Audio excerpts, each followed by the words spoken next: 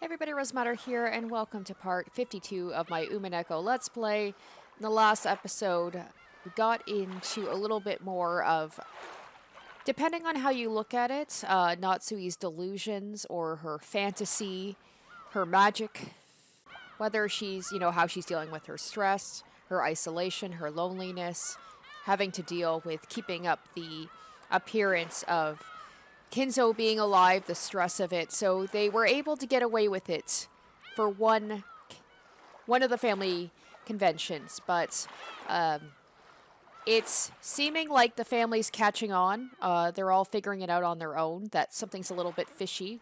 So we can see the siblings, they're coming together. This is them forming their united front to go to the next family convention and confront Kraus about what's going on. So I'm assuming that's going to be what we're leading into with this episode is, the infamous convention and seeing how all the characters are going to deal with that. And yeah, I'm excited. Let's just jump right into it.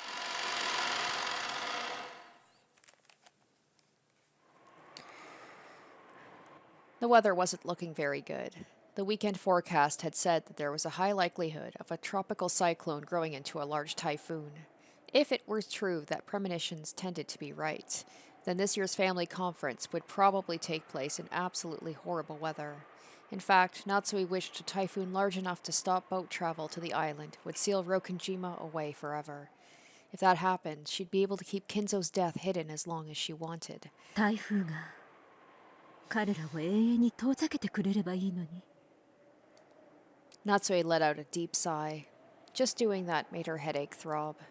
As the day of the family conference approached, the intensity of her headache just kept on increasing. So here we are going back into her headaches, which I kind of forgot about. And the stress is, not even just the stress of this family conference, but, the literal years of her having to keep this a secret. Probably not great for her health. At that time, the phone rang. Natsuhi turned the television off and picked up the receiver.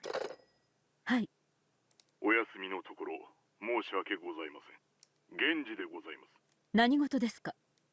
奥様に凱旋からお電話でございます。ですが、名前をお名乗りになられません。名乗らない？はい。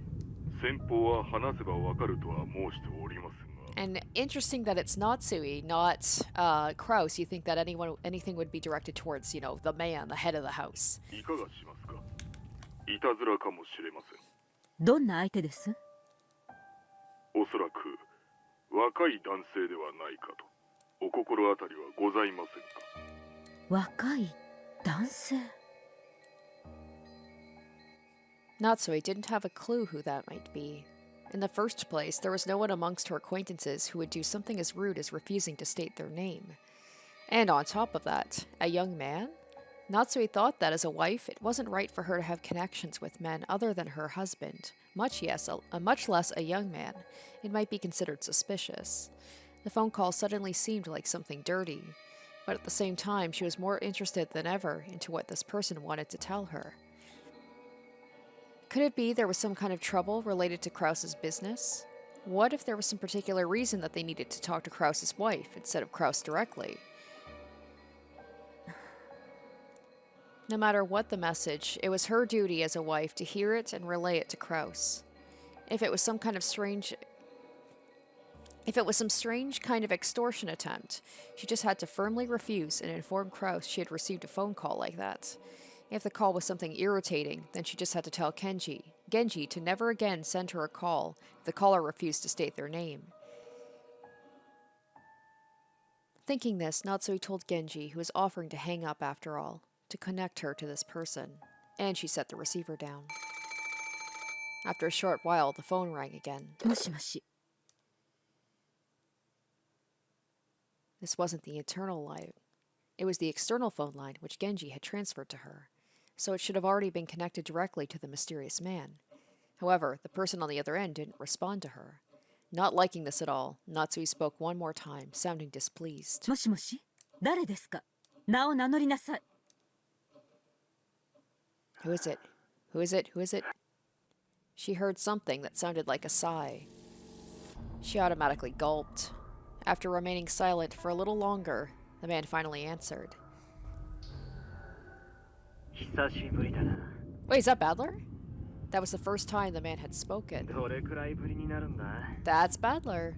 What? Why would Badler be calling Natsuhi? Except he sounds kind of creepy. 一体何年ぶりかな? 何の話です？あなたは誰ですか？ I don't think Badler would do something like that. He wouldn't be so mysterious. He wouldn't be so rude as to not say who's calling. The voice certainly did sound like that of a young man, but it was a bit hard to figure out much about a person just by their voice over the phone. He sounded like a young adult, but he might actually have been of middle school age, or an adult whose voice still hadn't deepened. In fact, it might have been premature to assume this person was a male at all. However, one thing was certain. Though this person spoke to Natsuhi in such a familiar and casual manner, Natsuhi had absolutely no clue who it was. 俺が誰かを名乗るのは簡単さ。だが、それでは俺があまりに悲しい。何を言っているのか分かりかねます。あなたは誰ですか？そして私に何の用ですか？それが言えないなら興味はありません。切りますよ。俺の望みはあんたに思い出してもらうことだ。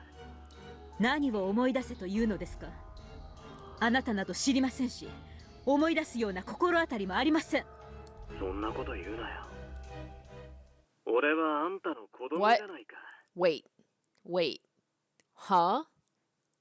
What? Hold up. What? Wait. 何ですって？ I am... Okay, wait. If this is Badler talking about, like, who is his real... I was saying it was maybe Kyrie. That might be his mom. Is it nuts? I'm so... This might not be Badler at all, but it sounds just like him. あなたは何を言っているんです？そんな悲しいことを言うなよ。母さん。 Wait. That unsettling word thrust itself mercilessly into the depths of Natsuhi's heart and started churning it about. In Natsuhi's entire life, no one had ever said something so unsettling to her. In her bewilderment, Natsuhi felt her heart beat so loudly it felt like it would explode. あなたに母と呼ばれる覚えはありません。何のつもりか知りませんが、もう切りますよ。But no, no, this doesn't make any sense. Came back for revenge. Okay, this is not Badler. This could be... Is this a Badler that, Lambda Delta threw into this game for some reason? This is wild. Ooh. Revenge for your crime of 19 years ago. Wait, isn't Badler 19? Or is he 18? Natsuhi's mind went blank, and beyond the sound of the wind howling outside the window, she most certainly heard the roar of the sea from that day. Wait, she did something 19 years ago? 何の話かわからないと言っています。もう二度とかけないでください。 Oh, obviously she did something. She sounds pretty rattled. Someone knows what she did. You did to me 19 years ago. だからあんたを呪うためにあえてそれでもいやだからこそ俺はあんたを母さんと呼ぶよ。もうすぐ親族会議じゃないか。俺も母さんの子供だからね。The more I'm hearing his voice, I'm like, okay, maybe it's not Badler after all. It sounded like him a lot, and I'm like, I don't know. Sometimes the inflection sounds kind of like him. 19年ぶりにね。あんたに復讐するために。Click. What? Breathing so hard her shoulders heaved. Natsuhi slammed the receiver down and hung up. She's like, I do not need this shit right now. I've got enough on my plate. Then she hit the phone violently, knocking the receiver off, so that there was no chance of that man calling back. I can hear the roar of the sea. The voice I'm hearing from beyond the howling wind must be, no matter how much I cover my ears, no matter how I cover my ears, the headache won't. Completely pale, Natsuhi kept shivering as though cold. So something happened near the sea 19 years ago.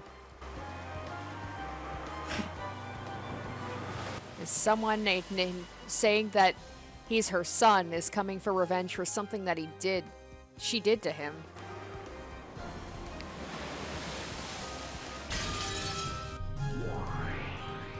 Ramda, いる? いるわよ。ベルンが望めばどこにでも。じゃあ台所の床下収納に入ってて。ぬかみその壺の中でもいいわ。ああ、私を味噌につけてかじってくれるの？でもそれなら蜂蜜につけてほしいものだわ。お返しにベルンは砂糖水で煮込んであげる。せめて砂糖醤油とみりんにして。それで何？復唱要求でも気取っちゃう？そうよ。この夏日の電話のやり取りは事実？ Lambda Delta grinned unpleasantly, as though sizing Bernkastel up. She was probably trying to tease Bernkastel by taking her time on the repetition request. 復唱拒否。さてね、拒否か応じるかどうしよっかな。それを決めるのはゲームマスターの私の自由だし、その判断をいつするかさえ自由。青字宣言でない限りあんたに答える義務はないしね。そういうこと今はせいぜい夏日の19年前に一体どんな秘密がとワクワクテカテカしてなさいOf course, this fishy telephone call occurs before October 4th, 1986. This is still before the start time of the game. So it's not necessary to question whether it's true or false in the first place. Yeah, but I want to know what this is about. It can't not be connected. Obviously, this person said they were coming to the convention, or the convention for revenge. I keep saying convention. It's conference. Clearly, I've got conventions on my mind. Conference. Oh, boy. ゲームマスターのあんたがわざわざ見せた以上何かの布石だと思っとくわ。騙しかもしれないけれど一応あんたのこの指し手は記憶に留めておく。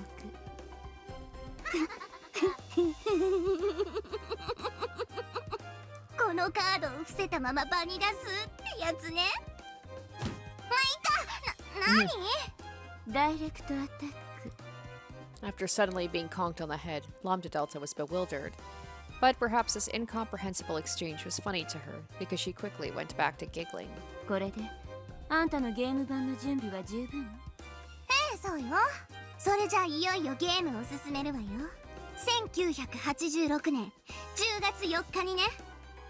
何度目の1986年10月4日かしらね。無限の魔女か。ベアトリーチェ、やはり恐ろしい子だわ。ベルン側は何か行動ある？ないわよ。あんたが復唱要求に応えないならそれで終わり。ターンエンドね。スタート。クリーンアップドロー。さあ来たれ。1986年10月4日。 Alright, here we go. We're getting to the conference now. But that was a nice little tidbit to throw in there. Something a little bit new with this whole secret that Natsuhi has.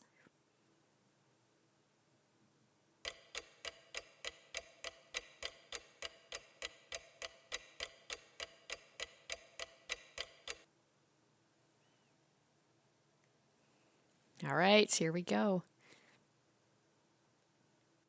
And now I can really sense, like, even though there's been so many repetitions of this, but now knowing, like, how much stress Natsuhi and Kraus are under, and the fact that the siblings plan on ambushing them with the knowledge that Kinzo is probably dead. And then meanwhile, the cousins are completely oblivious and just treating this like a vacation. 6年前よりさらにすごくなってやがる。こんなのが似合わなんて羨ましいぜ。んなことはねえぜ。私にとっちゃ船着き場まで遠くて邪魔なだけなんだけどな。それは贅沢な悩みだね。 Yeah, that is the epitome of first world problems. It's like, oh, my yard is so big that I have to walk further to get to my private boat. 毎朝バラと挨拶してから投稿。素敵素敵。こんなにいっぱいのバラみんなと挨拶してたら遅刻しちゃうね。演者は残念だな。お腹壊しやすいんだって。らしいな。腸が弱いんだろうよ。しょっちゅう下痢してるぜ。Oh, Jesus, Badler. Wow. Poor Angie. おお、レディーにそういうの言うの。 You really shouldn't. それはすまねえ。 He's like, that's no lady, that's my sister. It's different. そうだよな。女の子のお尻からはマシュマロが出るんだもんな。エンジは体調が悪くてマ Oh, シュマロが gross. 水飴になっちまったわけだ。 Oh man, I still remember my first time experiencing Badler in the very first episode when he was like making kind of creepy comments about like his cousins, about Maria, about Jessica. I'm like, oh, I don't know how to feel about this dude. Now I think he's awesome, but then it just kind of like he says stuff like this. I'm like, oh man. それはさすがに。下品が過ぎるね。 George and Jessica slammed a knee and fist right into either side of Badler's gut. Whack, smack, thud. The smack thud was probably the sound of his knees hitting the ground and him falling over. Normally, Badler possessed the good sense that you'd expect of an 18-year-old man. However, it seemed this reunion had brought him back to the mental age he had been 6 years ago. And bit by bit, Jessica and George realized that they were also returning to the way they'd been 6 years ago.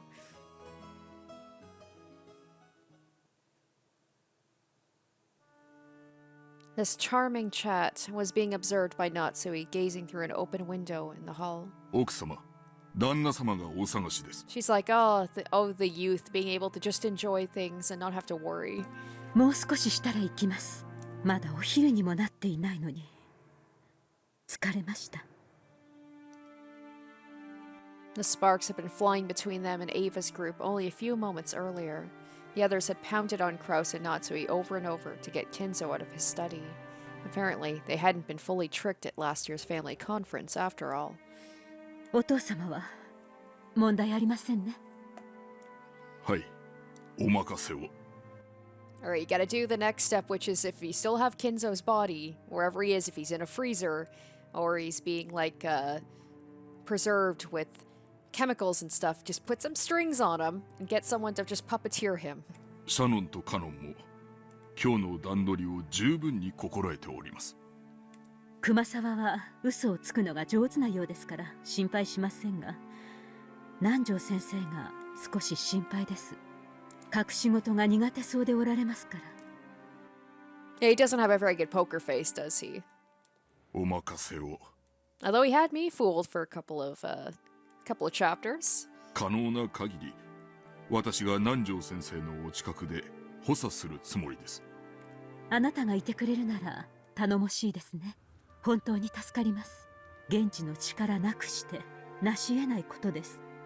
恐縮でございます。安心せよ。書斎の密室結界は完璧だ。結界を破らぬ限り誰にも金蔵の秘密を暴くことなどできん。ええ、分かっています。しかしあなたも先ほどの客までのやりとりを聞いていたでしょ。うん、やはり去年の時点で相当の不信感を持たれていたのであろうな。凄まじき毒素を溜め込み振りまいておるわ。やはり今年が正念場になりそうですね。今年を何とか乗り越えることはできようが、仏の顔も何とやらだ。さすがに来年は無理と心得た方がよかろうな。 And then murders start happening, and then everybody kind of forgot about Kinzo. It's like the monkey paw situation. It's like, oh man, I wish that, we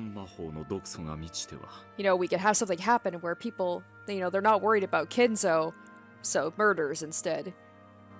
来年の親族会議でもゴールドスミス教の魔法を維持するのは難しいでしょう。誰ですか Yeah. あなたは。 Yeah, like, who is, like, we know Beatrice is probably based off a real person, but who's Ronave in all this? Like, who is he? ああ、驚かずともよい。わらわの家具頭を務める男だ。はじめまして、夏日奥様。Good to see him again, though. It's been a while. ロノウエと申します。どうぞお見知りおきを。頼れる男だ。この男にも密室結界を守ってもらう。そうですか。後宮夏日です。あなたにも協力をお願いします。はい、奥様。魔法世界からお手伝いをさせていただきます。どうかお任せを。And then ついでだ Gap. から私も紹介してもらおうかしら。はい、リーチェ。ご無沙汰。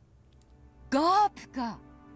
Like, are these characters, are they based on real life people, or are they just weird amalgamations, or, hallucinations? そなたまで来てくれるとは心強い。遊びに来ただけのつもりだったんだけどね。手がいるようだったら声をかけて。はじめまして、マダム。挨拶するのは初めてだけど、私はいつだって誰のそばにでもいるわ。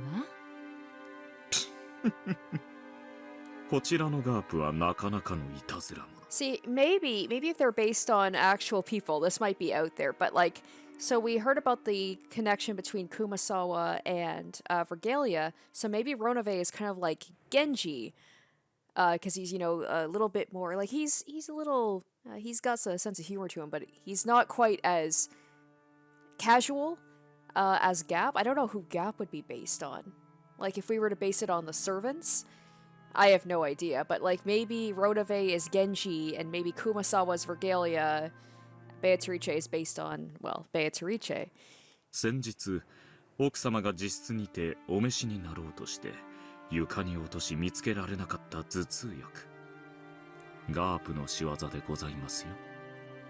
確かに置いたはずなのに見つけられない小物があったら、こやつのいたずらを疑うがよいぞ。わらわも昔、随分とからかわれたものだ。そうですか。いずれにせよ、ここは後宮の屋敷です。当家にいる間は当家に従っていただきます。よろしいですね。もちろんです。Because like if it's just my guess based on, the fact that they're servants that are there to help her. They're like magical versions of the servants that she already has. 心得ております。魔法世界での現実と。Hey! What? どうぞいつでもご用命ください。Maybe I'm not so far off. Oh shit. 私にも客人の心得はあるつもりよ。家主の顔は潰さないわ。ロノウエもガープも頼れるぞ。Where's Vergalia though? しかし、魔法の世界と人間の世界は表裏一体。わかってます。もちろん、私も人間の世界から努力します。力を合わせて、お父様の秘密を守りましょう。うん。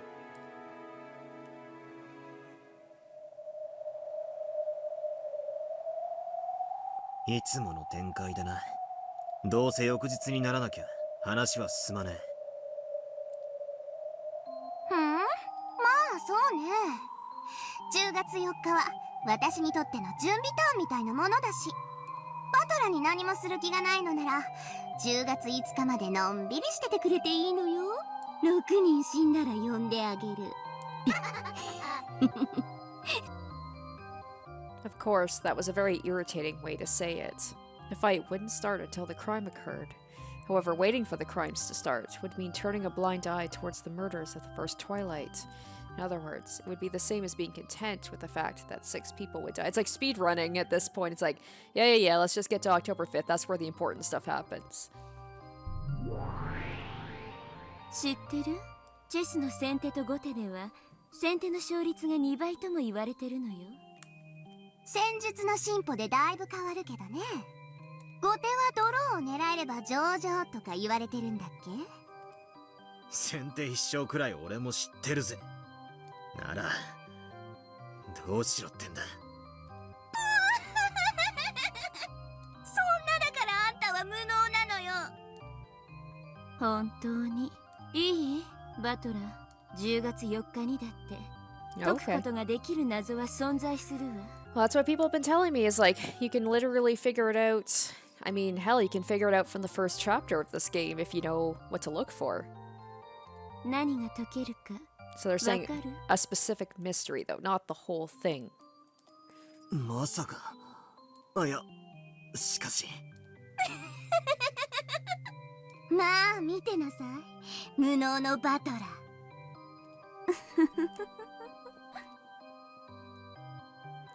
I have a general idea of what these witches are talking about. I've tried solving it several times myself in the past, but I still haven't found anything resembling an answer. On the contrary, I still can't even understand why that riddle exists. Okay, what riddle? That's right, the reason it exists. Why did Beito prepare a riddle like that in the first place? There we go, yes, like, if this is a whole... If this is for Battler's sin, if that's the reason why all these people die, which I'm still not 100% certain that that's the true reason why all this is happening. Yeah, but why is that riddle even a part of this? Right? We all discussed it together from time to time in past games. However, I've been avoiding thinking about it under the assumption that there's no point in investigating the riddle unless we could solve it. This time, I should change my viewpoint. I shouldn't just focus on the obvious parts, like the truth of the riddle and how to solve it.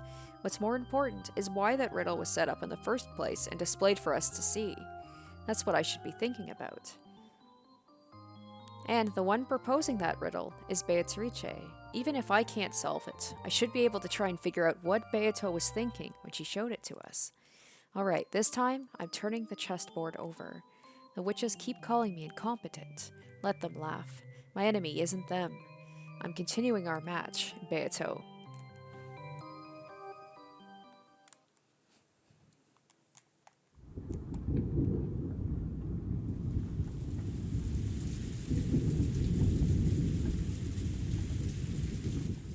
Oh, とうとう降り始めたようやな。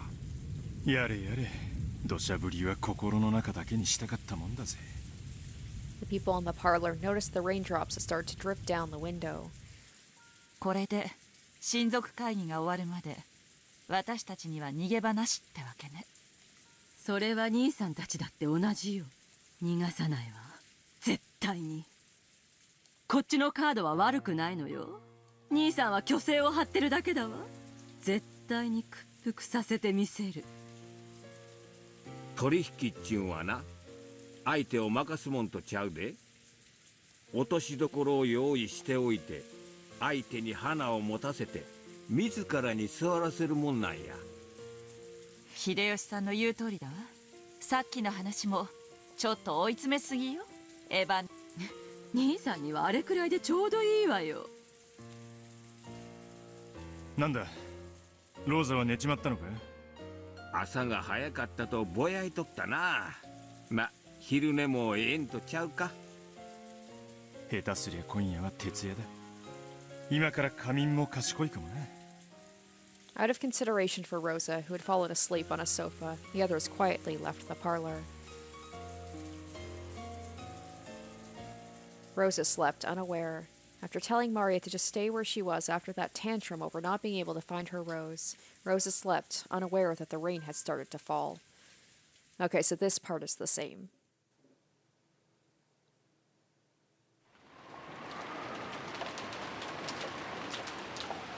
The rain poured down as though it had been saving up for this moment. Of course, Maria noticed that the rain had started falling and was soaking her to the bone. And this is where Beatrice should be coming with the umbrella. However, that just made her even more stubborn. Unable to find the poor, slightly unhealthy rose that she herself had marked, she just couldn't stand having that search be interrupted by something like the rain. So the more the rain fell on Maria, the more stubborn she grew, and she wandered around and around the rose beds.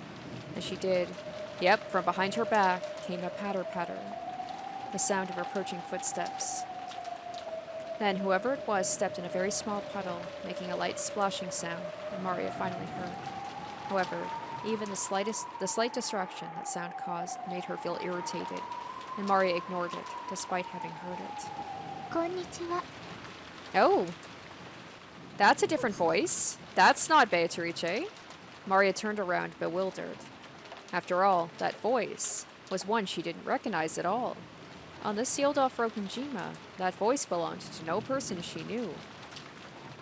It's gonna be the girl who was at the beginning, right? The one who looks just like Bernkastel. 探しました。大変でございます。 Kraus and Natsuhi had been privately discussing what should be done next in a deserted corridor on the third floor. Genji had searched everywhere for them. どうしたのかね。シーツを雨に濡らした程度では、そこまで慌てることでもないと思うがね。何事です？何か粗相でも？海難事故で漂流されたと申す方が、Oh wow, okay. 先ほどお屋敷にいらっしゃられました。We got a new player in the game. It's definitely her. Kraus and Natsuhi couldn't help but go wide-eyed and looked at each other. This was the first time they'd heard of someone coming to this island uninvited. 漂流？それは本当かね。気の毒に来客として丁重に扱いたまえ。今はどうしているのかね。南條先生が診察しております。 They're probably a little gonna be thankful for the distraction at least.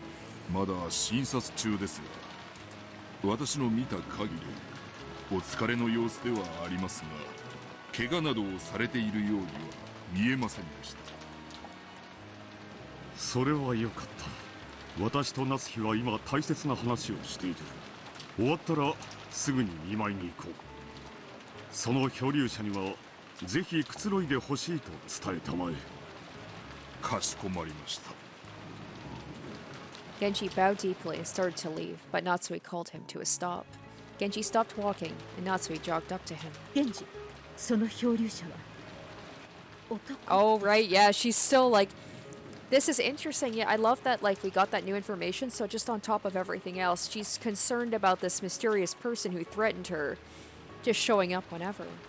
いいえ、お嬢様くらいの若い女性でございます。女性？そうですか。結構です。下がりなさい。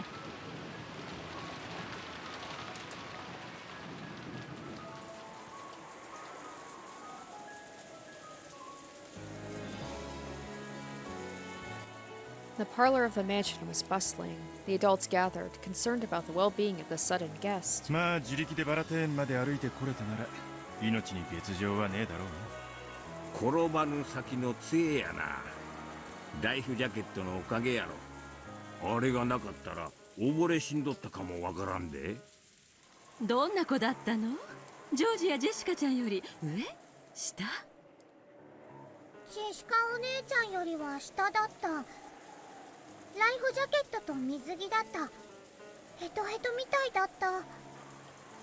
漂着したのが船着き場のあたりだったなら本当に不幸中の幸いね。もし島の反対側だったら大変だったわ。しかし気の毒ね。この天気じゃきっと船も来られない。明日いっぱいまで彼女もこの島に釘付けかしら。At that moment, the door clunked open and everyone looked in that direction. 皆様、お茶はいかがですか? It was Goda and Kennen, with the latter pushing a serving cart laden with a tea set. Goda understood well that doing the little extra at times like this would earn him points. The relatives hungry for information crowded around Goda. Goda ordered Kennen to serve the tea and became the sole object of the relatives' attention. ゴダさん、どうなんだい？その子、元気そうなのか？さあ、わかりません。ですが、心配ご無用。南條先生がつきっきりで見ておりますし、熊沢もシャノンも一緒です。どうぞ、ご安心ください。まずは紅茶でおくつろぎになってはいかがですか? He's like, let's not talk about the girl, let's talk about the tea that I put so much love into. さあ、カノンさん、早く配って。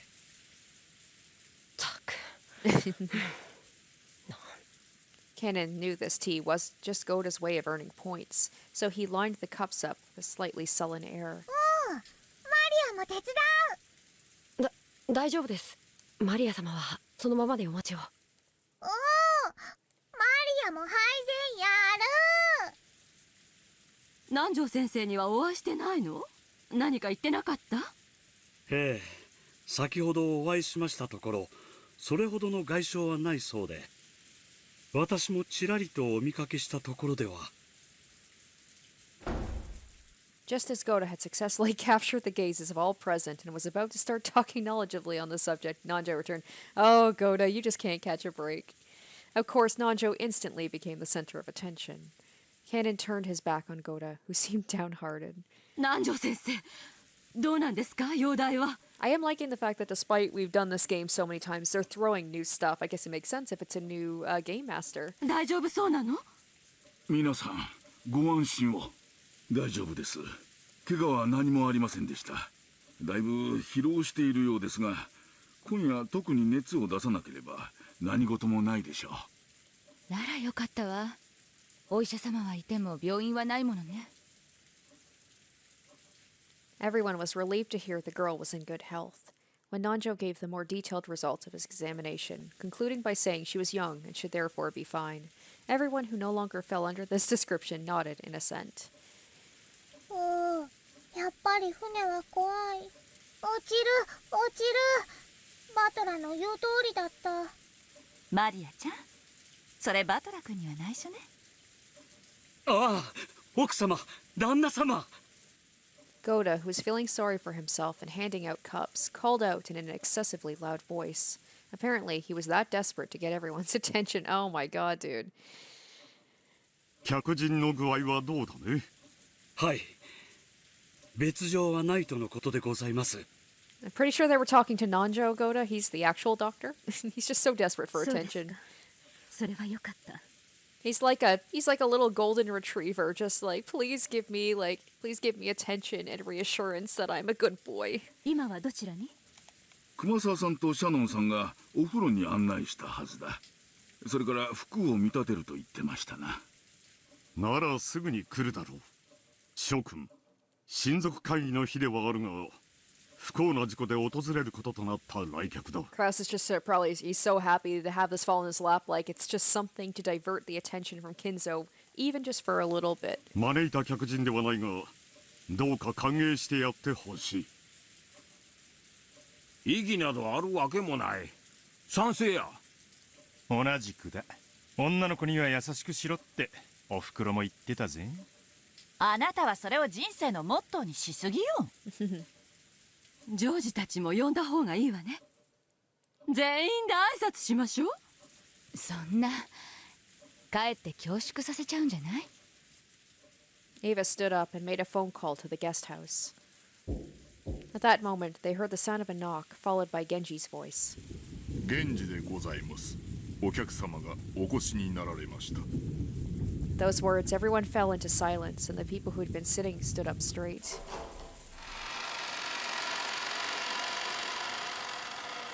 Genji came in first, opening the door slowly, then moved off to the side, bowing deeply and urging the guest forward. I love how she just gets this grand introduction. Oh, yep, there she is. The guest had Shannon and Kumasawa following by her side, and though she looked at the large amount of relatives waiting for her in the parlor, she didn't seem overawed in the slightest.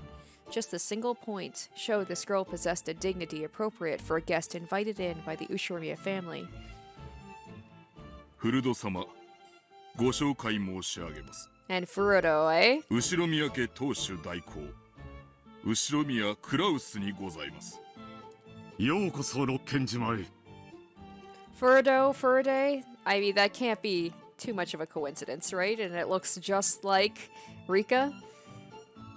事故でいらしたとはいえ、あなたは当家の客人だ。歓迎しますよ。どうぞ。当家おしばしの間、 And the name of the song 存分にくつろがれてください。 for her introduction was something like "The Great Detective Arrives" or something, and they were saying about how like she basically is going to figure everything out and show up the incompetent battler who had 4 tries at this and still failed. ありがとうございます。自己紹介申し上げます。フルドエリカと申します。 All right, it's been a while since we've had a new character introduced. Let's check out her character profile here. Furudo Erika fell from the pleasure boat Eternal Maid 2 mid-cruise in the waters near Rokunjima. She washed up on Rokunjima on October 4th, 1986. The Ushiromiya family welcomed her as a guest. She managed to drift to the island unharmed thanks to several miracles, including the life jacket she was wearing. The life jacket could be her own clothing, it looks so buoyant. But they did say that she was in a... They said she was in a swimsuit. This is probably like some of Jessica's old clothing or something.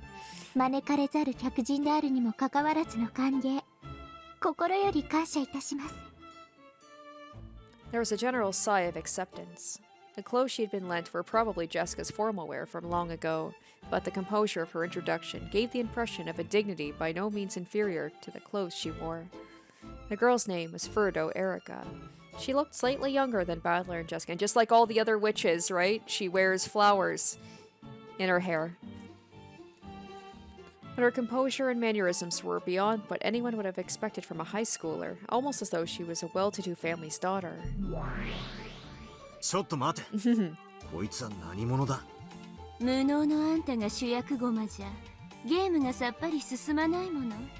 だから私自身を駒として出させてもらった。まあ、ちょっとしたエキストラね。いくらクローズドサークルだからっていつも同じ面々ばかりじゃ飽きるでしょ。ふざけるな。ベアとのゲーム版には存在しない駒だ。俺もベアとも認めない。ベアとのゲーム版でしょ。ベアとが拒否するってんなら考えてあげるわ。ベアとの意見は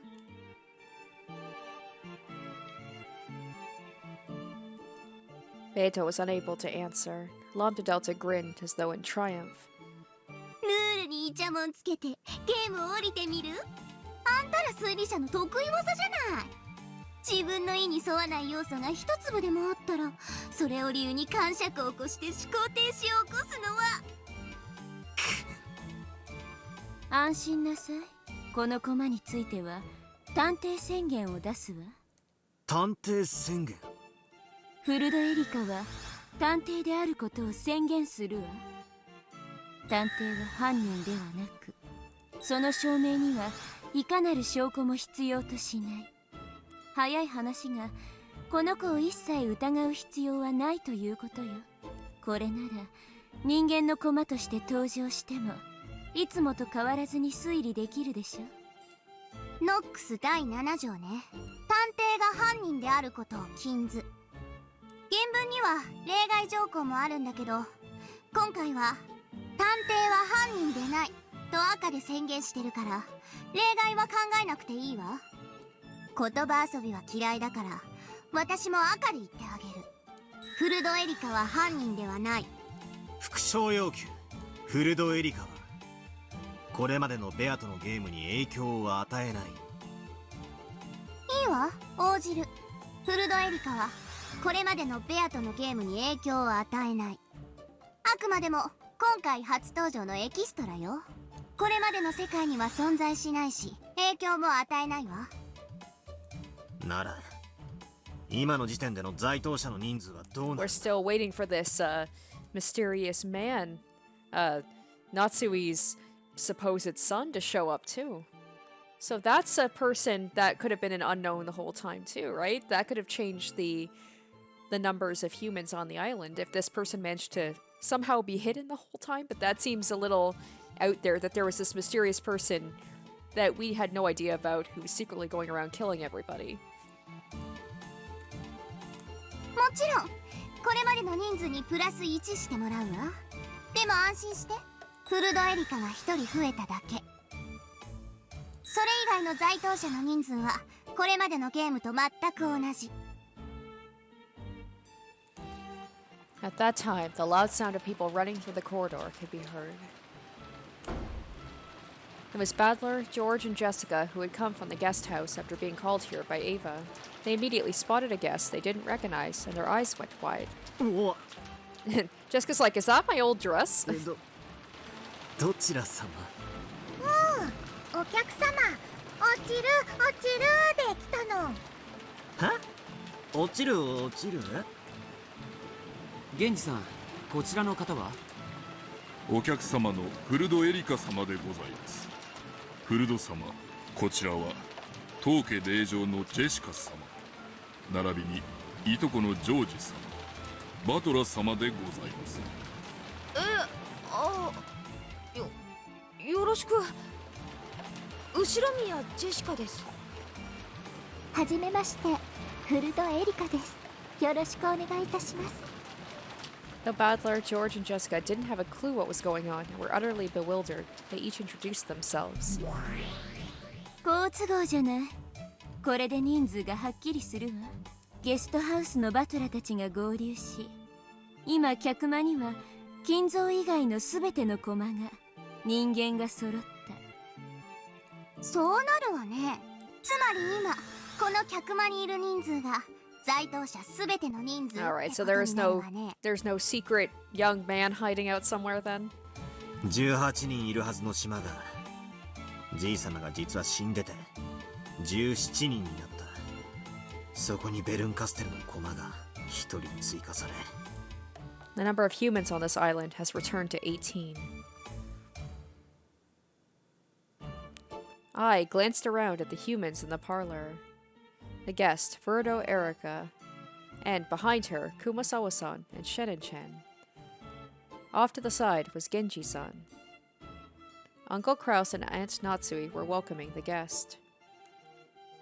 Goda-san immediately started showing off, and Kanon-kun was being unsociable, wearing his usual blank expression.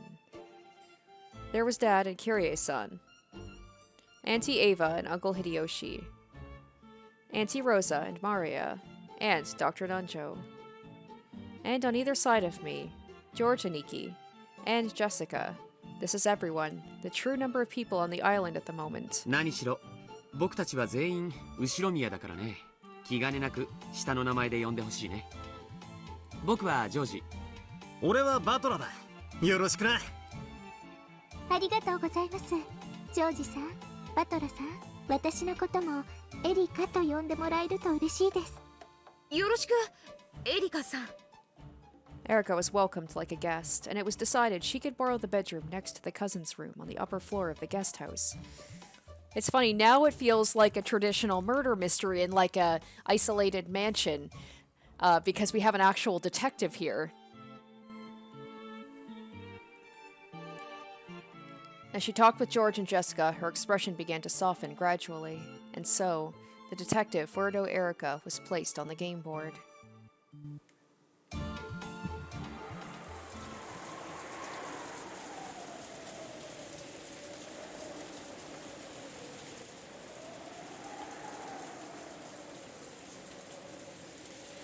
Jessica の昔の服、あんなに似合うなんて思いませんでした。熊沢が勝手にお嬢様の昔の服を使用してしまいました。お許しください。The clothes Erika was wearing were Jessica's old formal attire. Though the guest possessed a dignity that would put many adults to shame, her body was still physically similar to a middle schooler's. Jessica's old clothes fit her perfectly. I can't see Jessica wearing that dress. いいえ、お客様にふさわしい身なりでしたよ。もし彼女が気に入るようでしたら、お近づきの印にプレゼントしても良いでしょう。かしこまりました。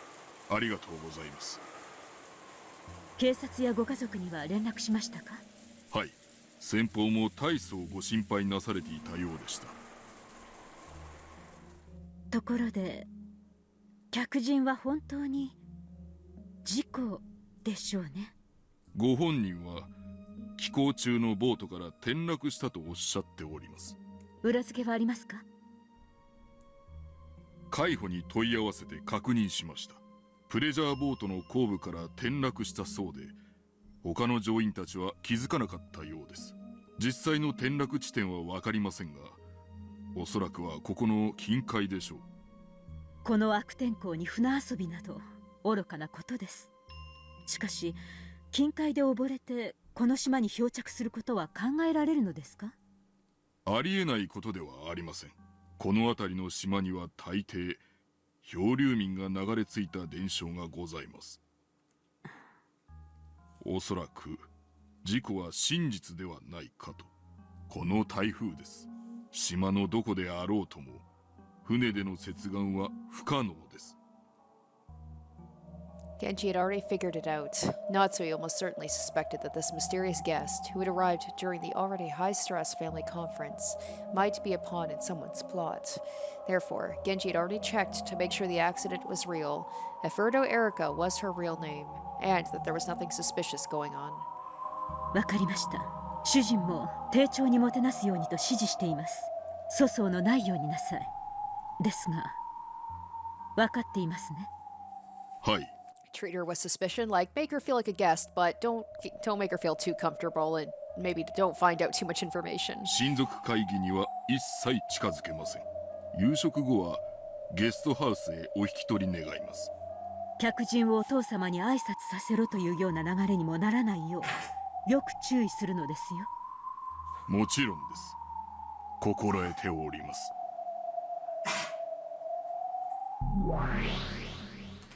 ほう、フルドエリカとな。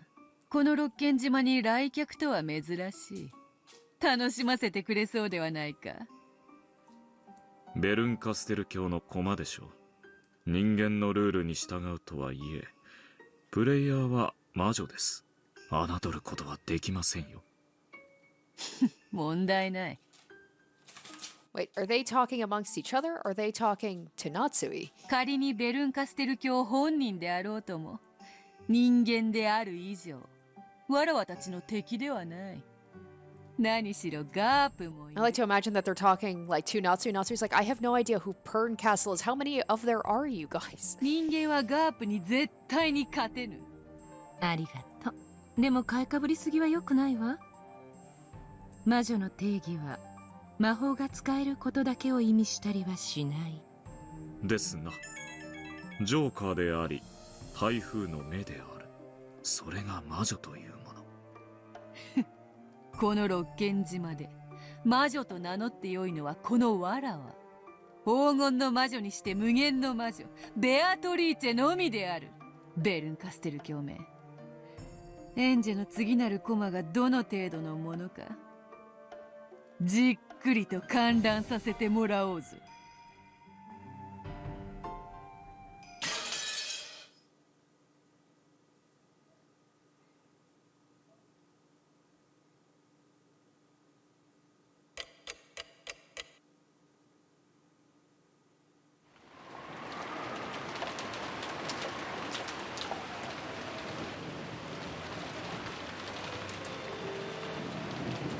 Erika's seat was the lowest one in rank. In other words, it was at the inferior end of the table.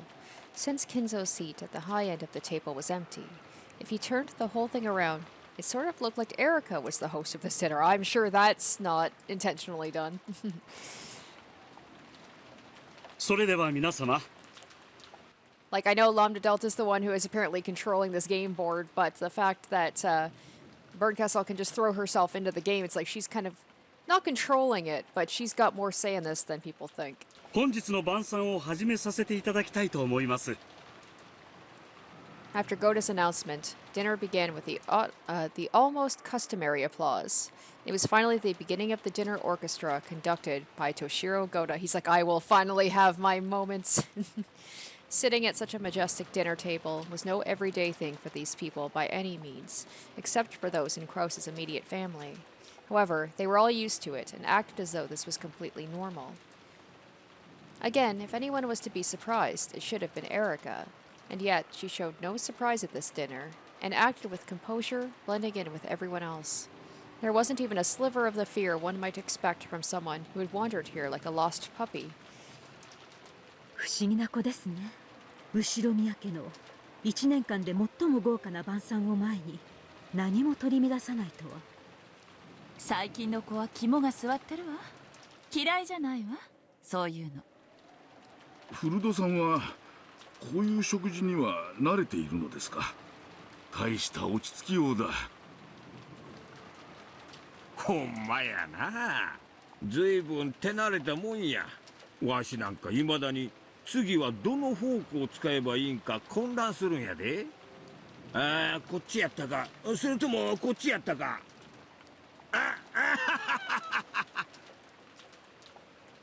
Erika had been gracefully eating her hors d'oeuvres without showing any confusion over the line of utensils in front of her.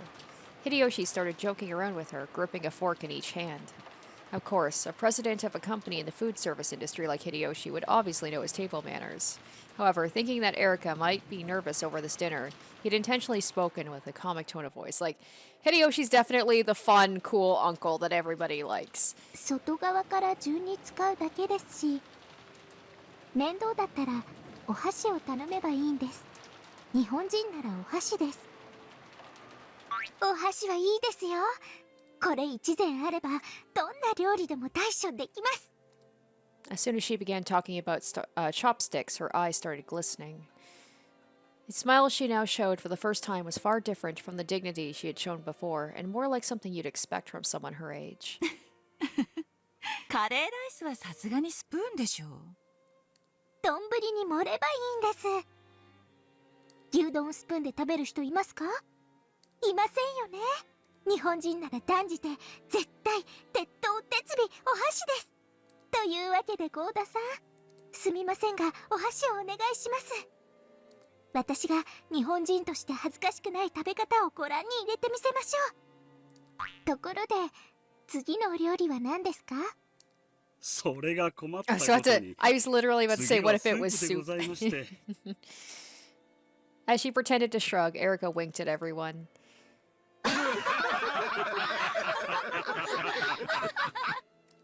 Of course, no one was laughing at her. She obviously knew soup came after hors d'oeuvres in a full-course meal. Furthermore, Erika had even noticed she had performed a little too perfectly, creating a sense of tension that led Hideyoshi to think she was nervous herself, and that this was her way of trying to break the ice. That was why she started behaving a little childish and light-hearted, acting out that part of a guest enjoying a harmonious dinner. Pretty soon, not only Kyrie, but everyone else also caught on. Even though she was an uninvited guest, she was apparently worthy of participating in Ushiromiya family dinner. 頭のいい子ね。 Talk about main character syndrome. She just comes in, she's like, I'm a charm everybody. 本当にこの子、偶然の来客なの？実は今日の親族会議にこっそり読んだ兄さんの隠し子じゃないの？ Well, you know what? Based on that thing about Natsuhi earlier, there might be some illegitimate children running around that we don't know about. 賢く場を和ますセンスもあるようだ。マナーも見事じゃないか。 I wonder if there's going to be like a fourth wall break where Lambda Deltas be like, you're acting a little too perfectly. あんな子が娘だったら悪くはないね。それはひでえぜ。ジェシカちゃんの達成がなくならな。ひどいわ、ルドルフ兄さん。どうしたんだい、ジェシカちゃん。頭痛かい？私の評価がずんずん下がってる気がするぜ。こりゃ本家の令嬢として負けられねえだろ。お前も日頃夏日おばさんに仕込まれてるテーブルマナーと貫禄で対抗してみろよ。Jessica only hears the fighting back part, not about the table manners. She just goes over and starts wailing on her. テーブルマナー見たい。ほら、はしゃぐのはマナー違反だよ。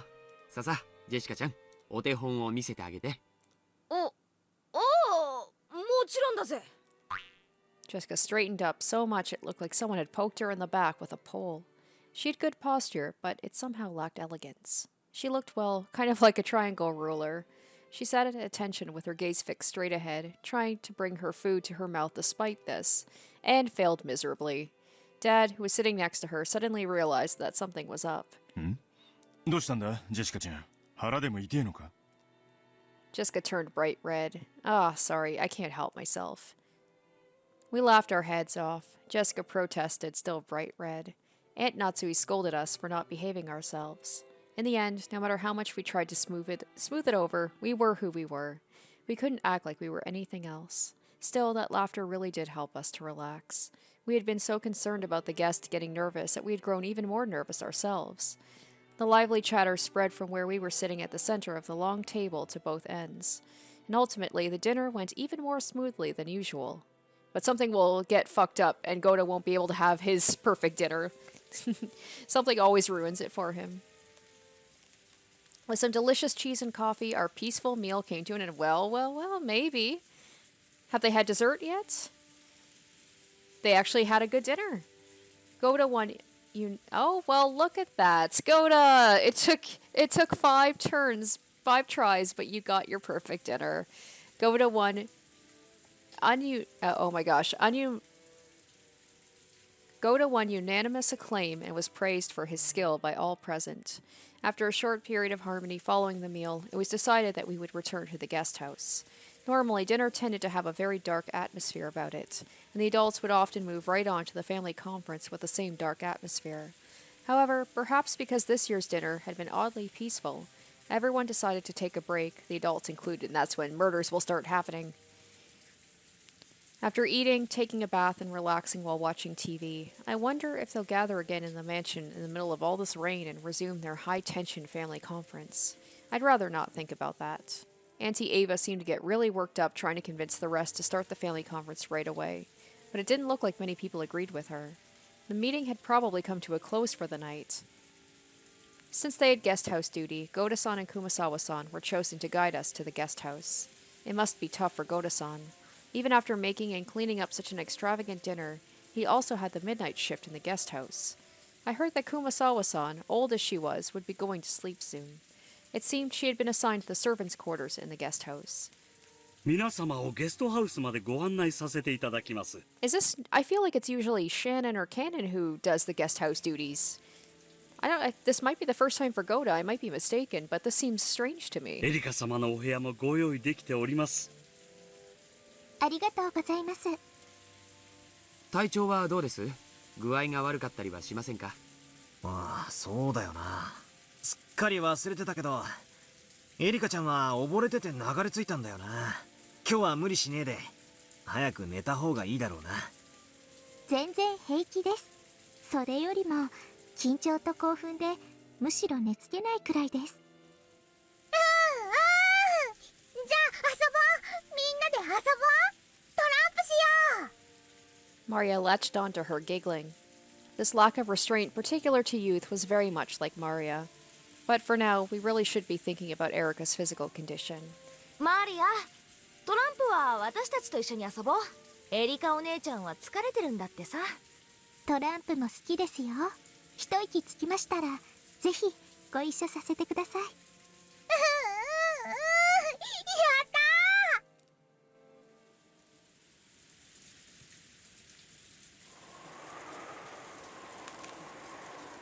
あれはどちら様ですか？ As she passed through the lobby of the entrance hall, Erika stopped walking. When she saw what she was looking at, the rest of us also stopped. ああ、あちらは黄金の魔女ベートリーチェ様でございますよ。黄金の魔女。何やってんだガキども。さっさとゲストハウスへ引き上げるぞ。Dad, Kiryu-san, Auntie Ava, Uncle Hideyoshi, and Auntie Rosa all came over. This is Erika subtly being like, hey, let's talk about Beatrice, because stuff's going to be happening later. The guest house party had all gathered. However, Erika's gaze was captured by the portrait of the witch, and she simply stared at it for a while.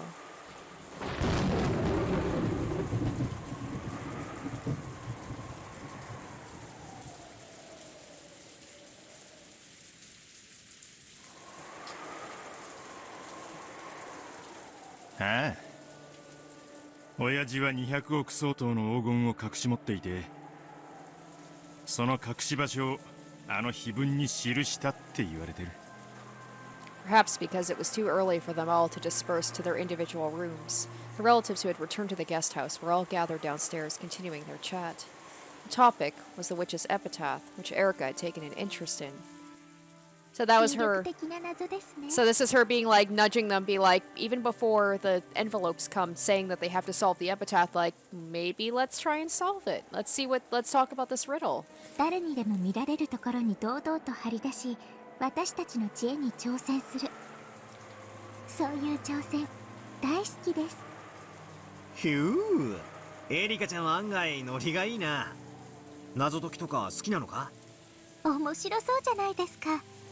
そういう挑戦、多分金蔵さんはあの碑文によって跡継ぎを選ぼうというつもりに違いありませんね。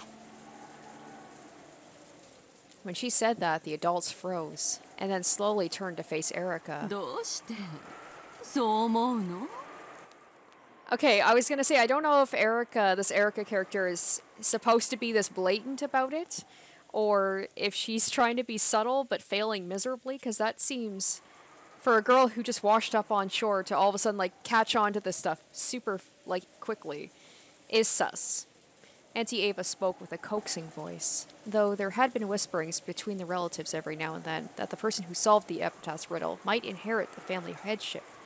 That had been nothing more than wishful thinking, since such a thing had never been specifically stated. And yet, though she had only read it once, this outsider had already reached that conclusion. How had she come to it? No, that wasn't the problem. If you solve the epitaph, you can become the next head. She wanted to establish this was not wishful thinking, but an outright fact. So they closed in around Erika, asking why she was so sure. 大富豪が謎を解いた者に富を譲るというのは割とよくあるシチュエーションです。Is she gonna throw out another one of Knox's principles or whatever? そしてご当主の金蔵さんはその碑文を新聞に載せたのではなく、お屋敷の中に掲示しました。つまりこのお屋敷の人間を対象にした謎だということです。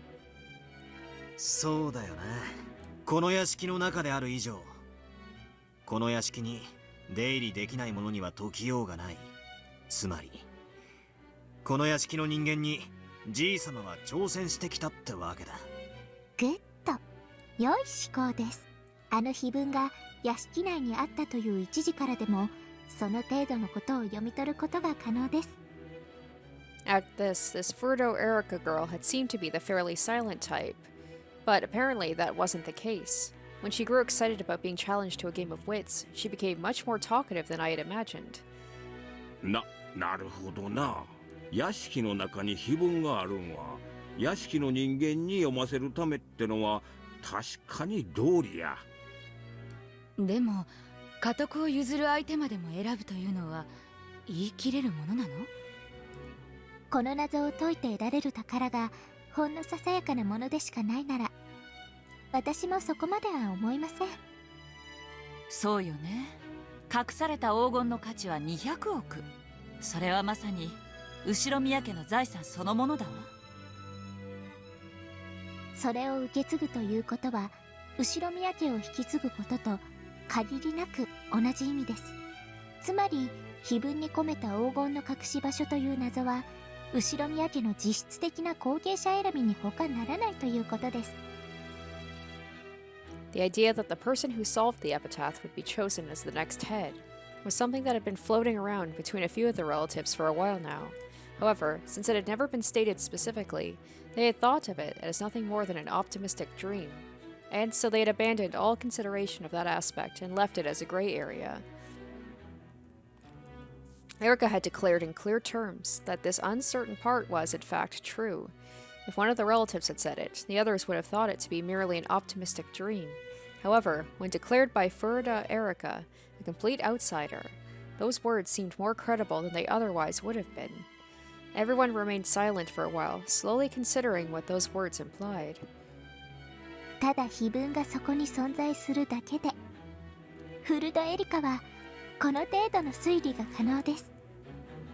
いかがでしょうか、皆様方。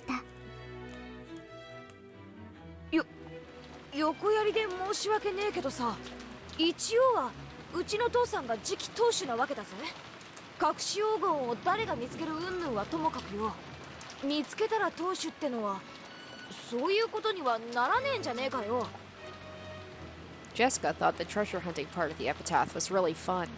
However, she couldn't help but let her expression grow bitter once they started talking about undermining her father's position. 私の推理から演繹する限り、金蔵さんは次期当主のクラウスさんに円滑な当主継承を望んでいないと考えられます。どうしてだよ。莫大な財産を持つ後宮家の当主なら政治的な意味で様々な影響力を持つことになるでしょう。ならば本来その継承は厳格であり、一切の紛れが入るべきではありません。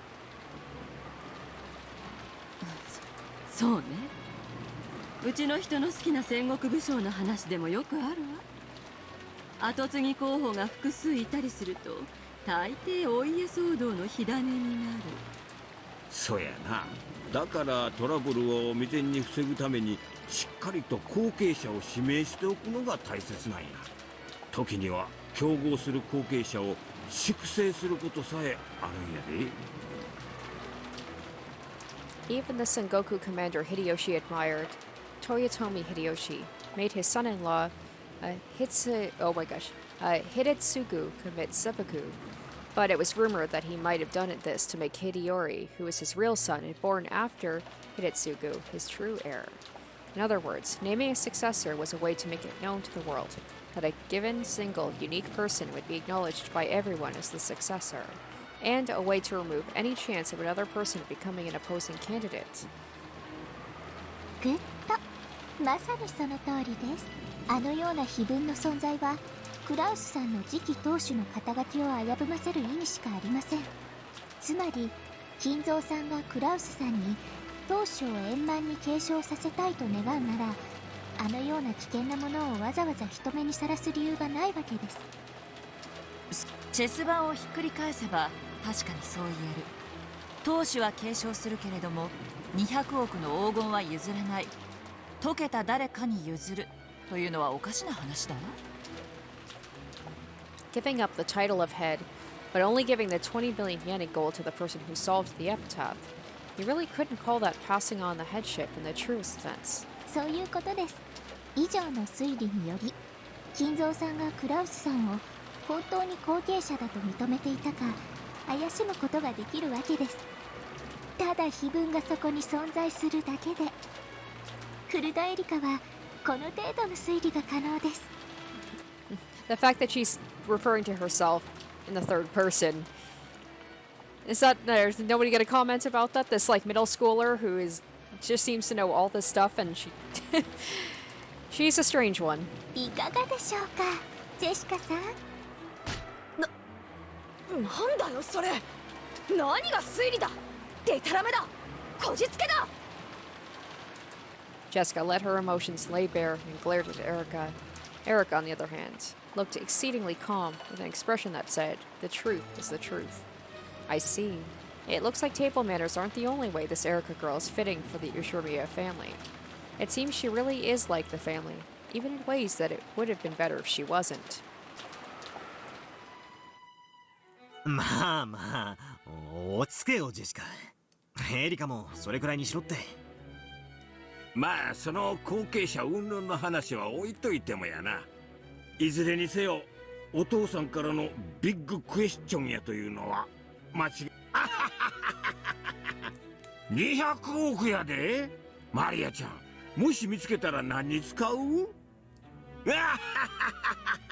There's Hideyoshi, like he's so good at diffusing the situation when it gets a little tense, but Erika's planted that seed in their heads now. They're like, ooh, we should try and solve this epitaph. おお、黄金鏡は黄金だけじゃない。もっと神聖な場所なの。Uncle Hideyoshi persisted with his fake laughter, attempting to force the mood to improve. Everyone else tried to go along with him, but Jessica's mood didn't get any better. エリカちゃんも碑文の謎に挑戦してみたくなったのか。 What if she just solved it immediately? Just like you plebs. はい。 It's so easy. 灰色の脳細胞がうずきまくりです。ですので、謎解きを早速始めたいと思います。George Aniki skillfully turned the question around.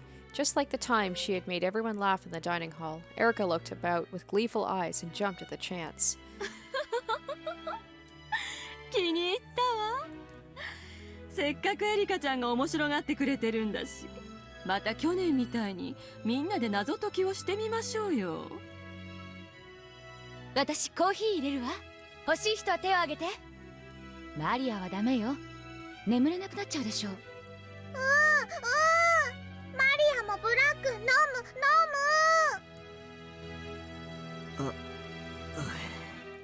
ワクワクしません？こういう謎、私は大好きです。Erika said that and smiled. Even though she must have known she'd ticked Jessica off and made the atmosphere sour, she just smiled nonchalantly.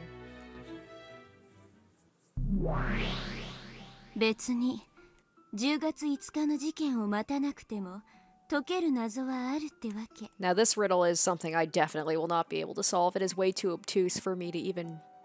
Maybe it's not obtuse at all, but based on people in the comments saying that the riddle is very difficult unless you know specific things, I don't have much faith I'd be able to solve it. そりゃ俺も何度か挑んださ。だがでもさっぱりわからなかったから投げ出して考えるのをやめたでしょ。 It pissed me off, but I didn't have a good counter for that. After all, I don't get the epitaph at all. I don't even know what the beloved home of old means, much less the parts about the Sweetfish River and the key. Thinking that a few more hints would show up if I waited, I kept on waiting and just stopped thinking. あなたなりの答えは準備できてる？私が今から解いちゃう。 Oh my gosh, she is too. 何？ベルンはね、ここで碑文の謎を解いちゃったのよ。さすが奇跡の魔女ね。 Oh wow, are we gonna get the answer? Is she actually gonna say what the answer is? 解ける謎であるならば、難易度に関係なく必ず解ける。今度は解くのに何年かけたの？失敬ね。かけらをほんの数百個ほど漁っただけじゃない。やっぱり恐ろしいわ、あんたは。それは赤で答えをいきなり語るとかそういうインチキじゃねえんだろうな。安心なさい。あなたと同じプレイヤーとしてのルールにのっとってよ。じゃあ始めようかしら。ここじゃ狭いわ。海の上で話しましょう。オッケー、酔わないでね、パトラー。海って何の話だ？ Gonna fall, gonna fall. Right after I thought the world had turned pitch black, I was struck by a strange floating sensation. It must have felt like suddenly having the floor drop from under you, sending you into a bottomless pitfall.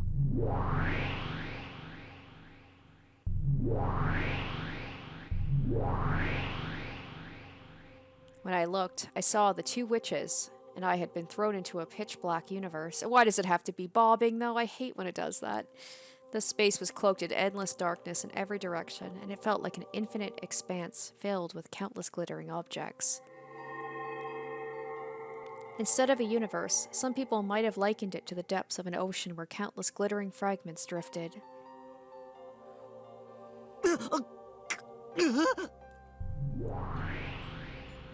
酔うなと言ったのに。重力の概念が欲しいなら自分で生み出しなさい。ほら、落ち着いて私たちを見て。ほら、私たちは平気そうにしてるでしょ。足元に大地があって重力に支配されていると信じなさい。そうすれば安定できるから。 She's right. The two witches were standing normally, as though their feet were planted on a transparent piece of glass. I was the only one floating about, like someone in a rapidly plummeting elevator. When I saw that they were just fine, I started calming down, figuring that there was no need to be scared. Then, just as Lambda Delta said, I gritted my teeth and kept telling myself that there was a place to stand here, and that I had to calm down. お上手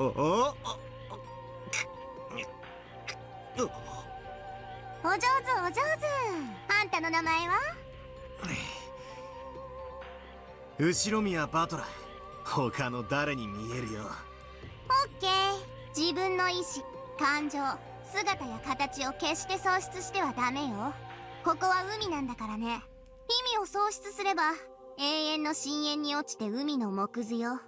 気をつけなさい。 I didn't get what Lambda Delta was saying, but I tried to calm down for the time being. I seemed to be regaining my balance the more I calmed down.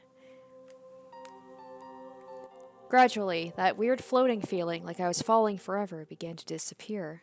It still felt strange, like struggling to stand at the bottom of a deep pool, but it was much better than before.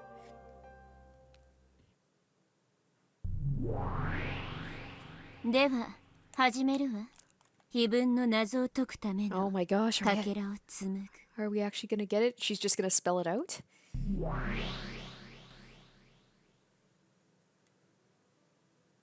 Bernkastel opened both of her hands. Then, like a planetarium, all the fragments throughout this empty space began to spin, leaving tails behind them. The expression planetarium might have been even more fitting than I thought. Multiple fragments were tied together by gold lines, and what looked like constellations zoomed by us rapidly, one after another. It felt almost as though we were dashing through space at an incredible speed. Then, with tails of light drifting behind them, several brightly glowing fragments swirled around Bernkastel. It looked almost like she had created her own solar system with her as the sun. That solar system surrounding Bernkastel grew to a radius large enough to swallow us up.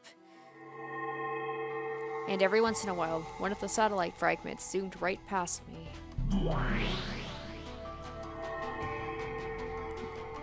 Okay.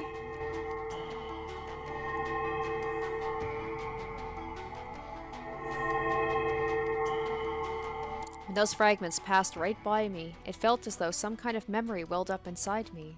I could feel it in my gut. Those fragments were probably like crystals of memories.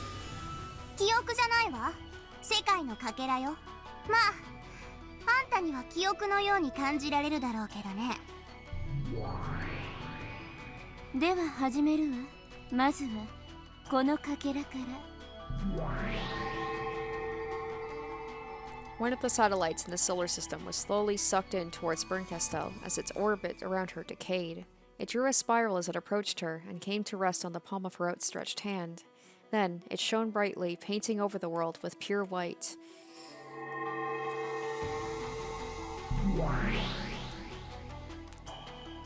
Alright, I want to see, yeah, like how Ava was able to solve it.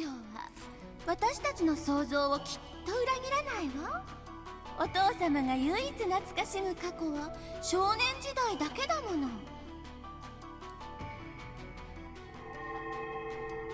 覚えてるぜ。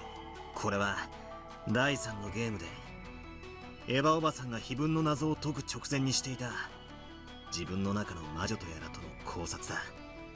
そうよ。そしてこの考察から彼女は正解を紡ぎ出した。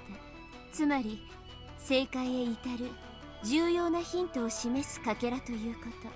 つまりこの推理は間違っていないということなのよ。つまり懐かしき故郷とやらば何かの比喩でも何でもなく、そのままじいさまが少年時代を過ごした故郷と読み取っていい。そういうこと。そして少なくともそれは小田原ではないわ。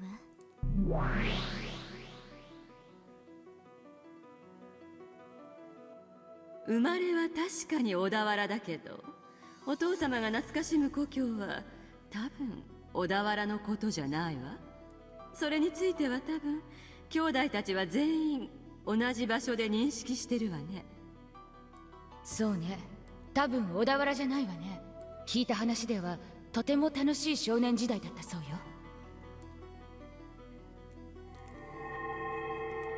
そうだな。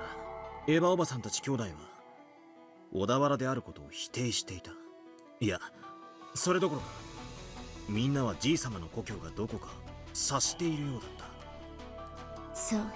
そして意地悪なことに、それがどこなのかはどのかけらでも語っていない。そりゃそうでしょう。 So this isn't a situation where, because she said it wasn't in any of the fragments, does that include any of the worlds or the games that we played? Because that's kind of lame if the answers aren't given to us in the game, but if people were apparently able to figure out the riddles, so I'm assuming that there must have been some hints at least. それを教えてあげちゃったらヒントが過ぎちゃうわ。難易度の高い謎でなきゃ意味がないんだから。あらいけない。これもヒントになっちゃうわね。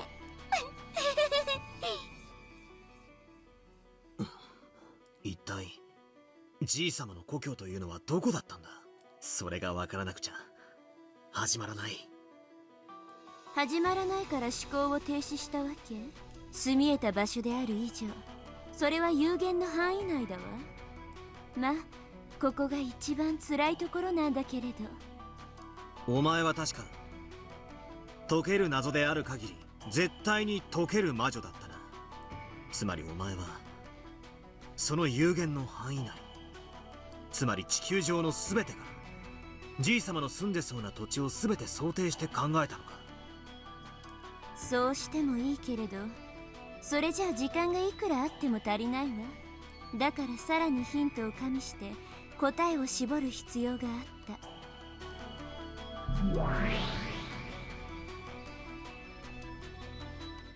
自分で言ったじゃない。水の流れる川かどうかわからないって。あゆという言葉がそんなにもややこしいなら忘れてしまえば。川で考えるの。川で。家系図という連想は悪くないわ。その要領で川から連想するものを他にも考えてみて。Okay, so a river linking it with a family tree. Try thinking about how to link a river with something else along those lines. Oh gosh. I feel like the answer is right there, but I can't think of it. I'm like Badler. I've stopped thinking. Is a river maybe like, if like a family tree, like a root? I don't know how that would have anything to do with it, though. Saying a river doesn't have to mean water. 故郷を貫く鮎の川。しかしその川は本当の意味での川ではない。エヴァは川から連想できる他のものを考えたわ。Something that can be linked with a river. Like maybe a river going out into something bigger? Maybe like a river going out into... Maybe the fact that they said, let's do this in the ocean. Maybe it's going out into the ocean. It's still something to do with water, but it's not a river. A lake, a river, the ocean. そうだな。しかし、川じゃないなら。A place where fish could still be? As a sweet fish, I'm gonna look this up. As a sweet fish, is it a freshwater fish? Or is it a saltwater fish? Look at me, I'm actually trying to do some research here. I'm trying. I'm not like Badler. I'm not gonna stop thinking. But then the witch Ava said, like, if sweet fish is messing you up, why don't you forget about it forever? So I'm actually looking, so Ayu, or sweet fish. It's a smelt. Okay, but... Oh shit! Oh shit! Okay. Oh, okay. So apparently it can move between freshwater lakes and rivers. But it can move between, it says it can move between coastal marine waters and freshwater lakes and rivers. So it could be the ocean. Native to East Asia, it is distributed in the northwestern Pacific Ocean along the coast of Hokkaido, in Japan, southwest to the Korean Peninsula, China, Hong Kong, and northern Vietnam. Okay, well, let's see what they have to say. 考えなさい。故郷を貫く川。でも水の流れる川じゃないわ。川のようにも例えられるもの。Oh, something that can be likened to a river. 懐かしき故郷を貫く鮎の川。エヴァは故郷がどこか分かってたから。Damn it! 鮎というヒントを切り捨てて。 All that stuff I just looked up about sweetfish and it might not have anything to do with it. 故郷を知らない私たちにはヒントになりうるかもしれないわ。 And the fact that, yeah, Rosa figured it out too. Damn it! So mad. I learned about sweetfish though, so I guess that's something. そんなことないわよ。立派なヒントだったじゃない。 Something that's like a river that can go through my home of old. まあ確かに鮎である必要はなかったかもね。鮎って何なんだ。 Adler and I are both stuck on the sweetfish thing. 川が言葉通りの川でない以上、鮎だってもちろん泳ぐ魚を意味したりはしないはずだ。 Alright, well now I'm gonna I'm just afraid, hopefully by me looking up sweetfish, I'm not gonna accidentally be spoiled if I'm Googling this. So I'm like, what could a sweetfish be code for? I don't know. その上ローザに至ってはアユに大した意味はないとまで言い捨ててるわ。その一方でエヴァはアユである必要はないが立派なヒントだったとも言っている。つまりアユは何かを想起させる鍵だということ。その何かが他の単語であっても想起できるなら、エヴァの言うアユである必要はないがという言葉につながってくる。 I just like, I don't know, sweet fish, I just think of fish.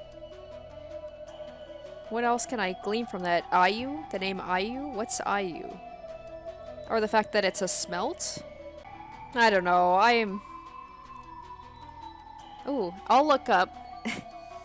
Alright, I'll look up what Ayu might mean in other languages. Maybe that might help. Alright, I'm looking up, like... I was looking up different words for Ayu, I'm looking up smelt, I got nothing.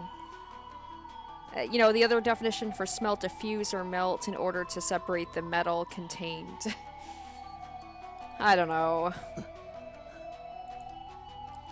From these thoughts, Auntie Ava formed some theory. I feel so dumb right now. Went to the archive, looked through some kind of book, and verified that she was right. In short, Auntie Ava formed some theory about the true nature of the Sweetfish River running through his home of old. Then she opened a certain book to determine whether that theory was correct or not. In other words, this theory was something that could be verified through some kind of book. Is it a geography book? Is it a dictionary? An encyclopedia? Like what kind of book? A history book?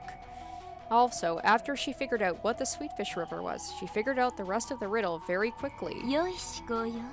碑文は川を下ればやがて里ありと続く。エヴァはその時点ではそこから始まる産業の謎を解けてはいなかった。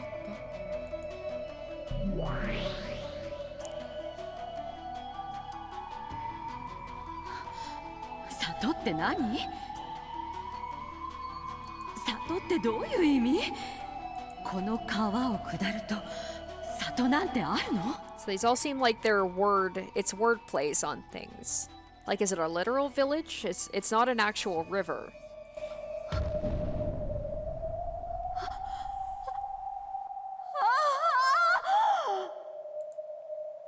All those pieces I hadn't been able to understand at all were right before my eyes, starting to snap into place, all by themselves. I couldn't even remember to close my open mouth. My throat grew completely dry. Is it really all right for this to be the answer? Really? Really? つまり故郷を貫く鮎の川が分かれば自動的に川を下れば里あり云々が分かって黄金鏡の鍵が手に入るってわけだ。そういうことよ。エヴァもその書物を読んで確かめるまでは川を下った里のことは分からなかったみたいだし。くそ、その書物って何なんだ。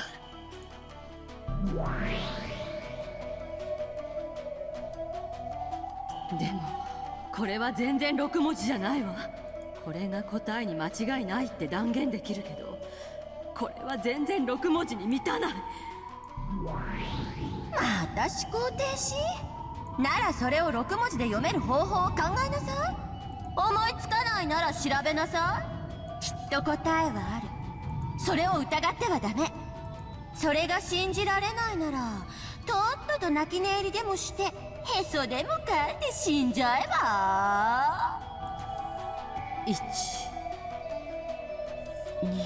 3、4、5、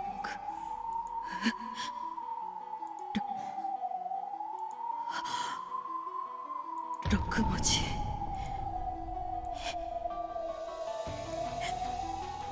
見つけた。これが黄金鏡への鍵。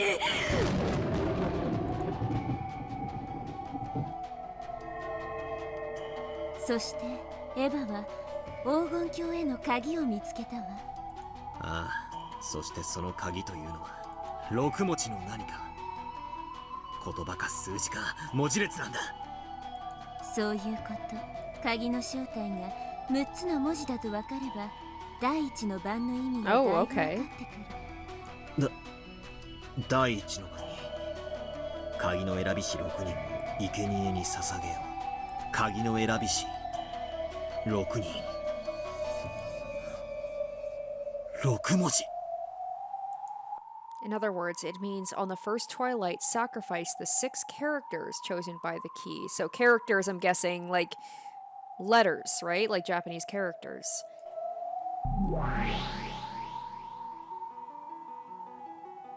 この鍵がある特定の6人を指し示す。いいえ、ある特定の6つを指し示すというべきね。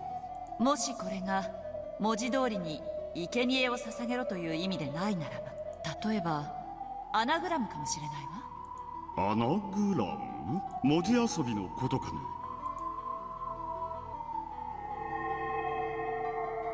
That's right. Kiryu-san theorized this already way back then.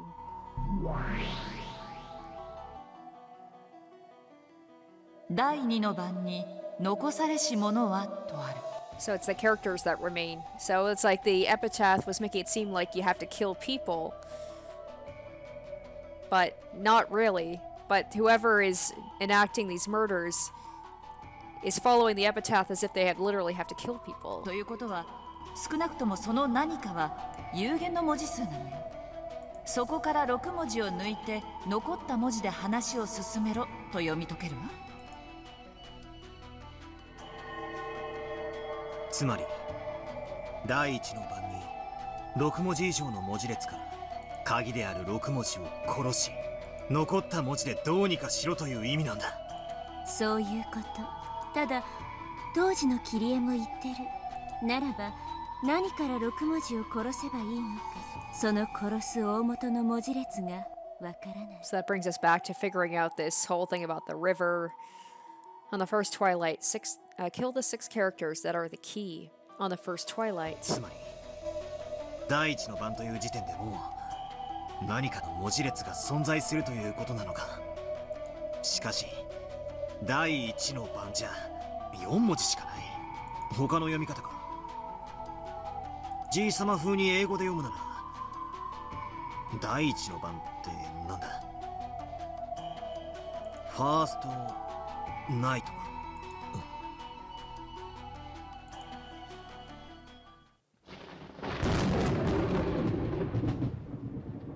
グッド。バトラさんのその考え、なかなかです。鍵の選び師6人の生贄を6文字の文字列と読み解く。柔軟な発想だと思います。鍵が鍵の形状をしたものとは限りませんから。アナグラムの可能性は私も考えてたの。そういや、以前そんなことを言ってたな。しかしだとしたら何から6文字を抜くんだ？そうね。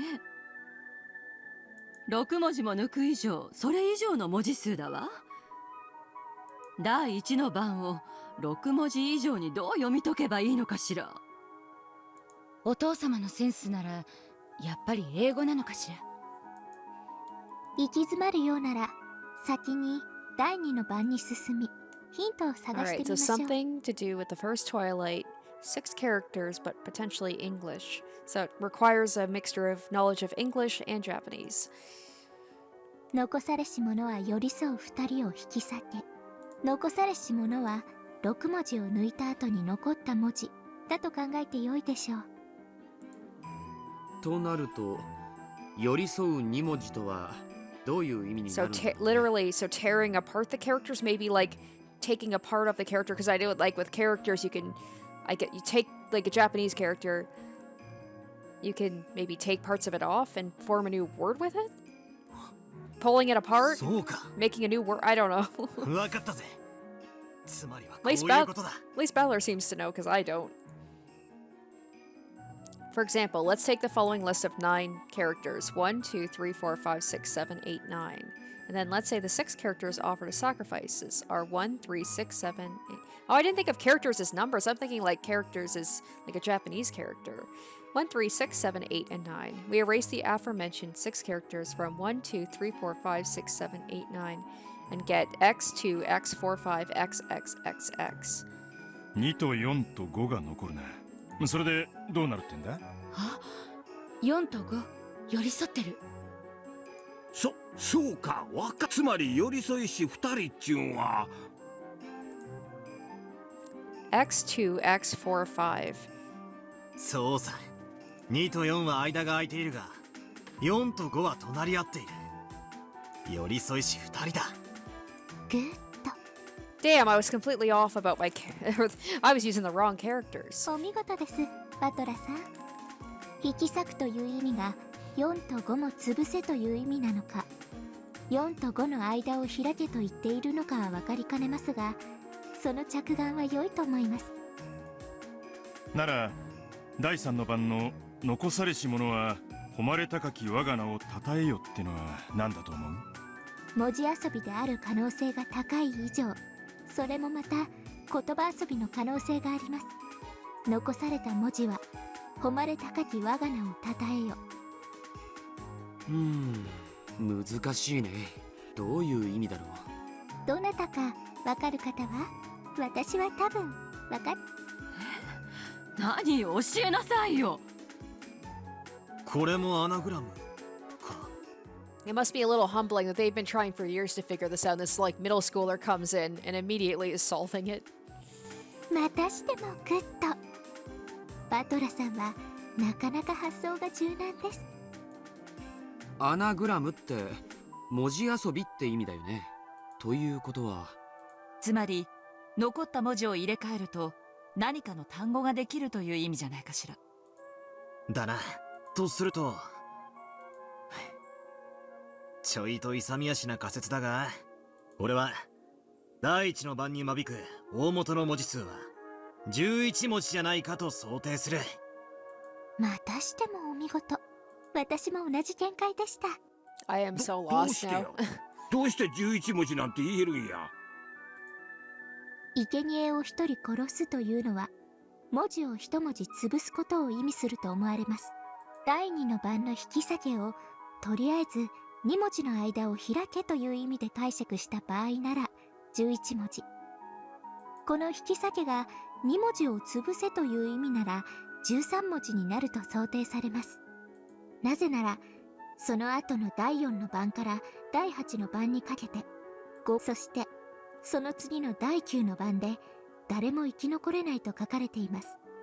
魔女が蘇るって部分をとりあえず無視するなら、これは第一の番に6文字潰し、寄り添った文字を割いて、さらにぴったり文字がなくなるという意味ではないかと考えたんだ。So that makes 6 plus 5 equals 11 characters. If tearing apart the two who are close on the second twilight means to kill both of them, that makes 6 plus 2 plus 5 equals 13 characters. There's a chance the word symbolizing the first twilight has 11 or 13 characters. 実にお見事です。私とまさに同じ推理。バトラさんもどうやら私と同じ灰色の脳細胞に恵まれているようですね。よせやい。適当だぜ、適当。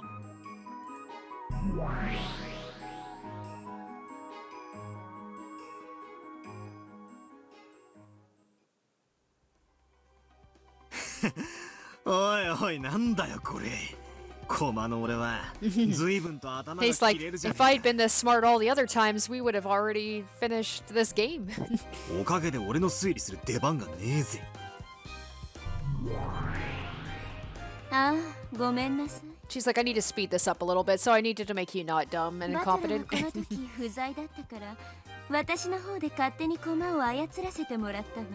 切れ者っぽくていいでしょ。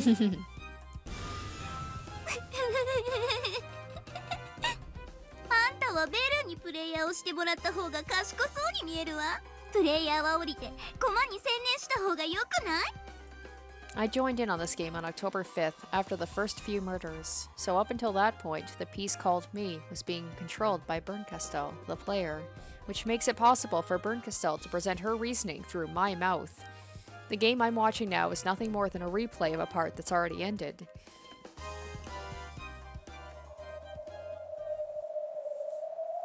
However, that's probably good enough for now. This Bernkastel-sama has gone out of her way to solve the epitaph for me, so I'll watch closely for now, and I'll try to find out what it means. Lambda Delta let it slip herself just a second ago. そりゃそうでしょう。それを教えてあげちゃったらヒントが過ぎちゃうわ。 She said something like a riddle that's not difficult isn't worth solving, but that itself might be a hint. 難易度の高い謎でなきゃ意味がないんだから。あらいけない。これもヒントになっちゃうわね。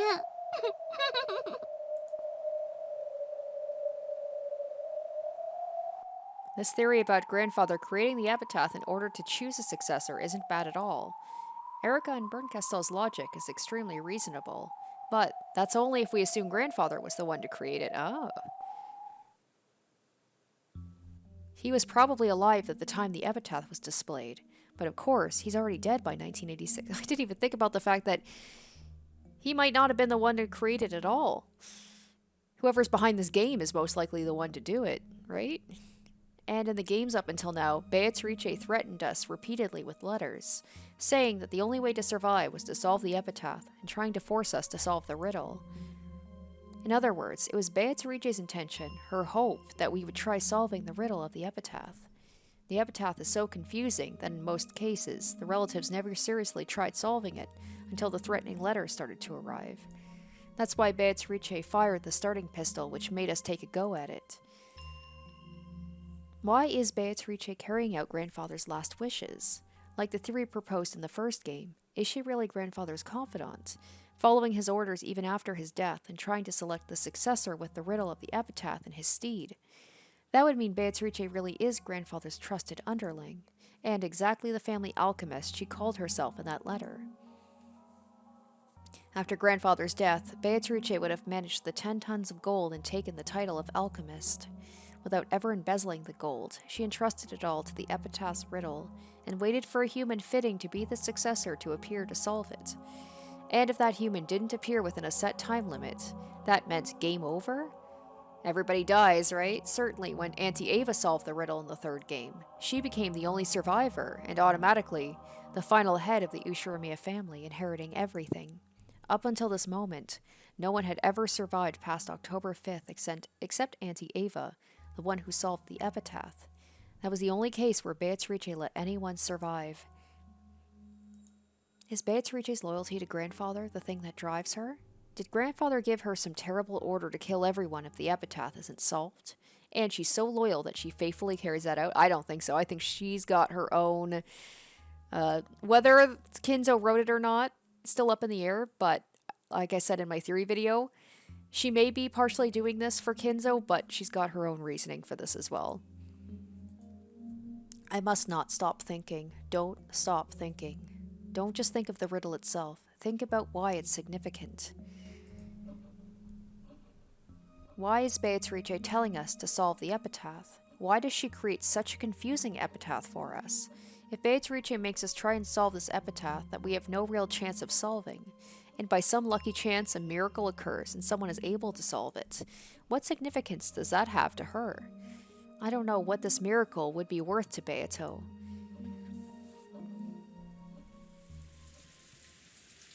いずれにせよ、第一の番がわからねえ限り、これ以上はお手上げだな。We tried looking at it from several different angles, but in the end we got stuck there and made no further advances. Alright, so that will do it for this episode. So, a lot of things happening here. So we've officially started the family conference. And we have the official introduction of Bernkastel's piece, Erika Furudo, the detective. And it seems like this is going to be very focused on the epitaph, the riddle, maybe actually getting the answers to what it is and what it means in the grand scheme of things, which is very exciting. With everything else that's happened in this game, the epitaph kind of gets forgotten about. At least I certainly do. So it'll be nice to have some more, insight into it. So just to let you guys know, I will be taking next week off. I'm taking a week away from YouTube just to kind of like give myself a little bit of a break. So unfortunately, there will be no episode next week, but I will be back the week after. So on the 15th, we will be having the next episode of Umineko. So I hope you guys are looking forward to that. Thank you so much for watching this episode, and I will see you in the next one. Until then, bye. Special shoutouts to my top tier patrons: Nana, Kaori Mikoto, Jared Fan, Joel Ostman, Harry Gazif, Pirate, Pancake G, Asborn Kennedy, and Icognito.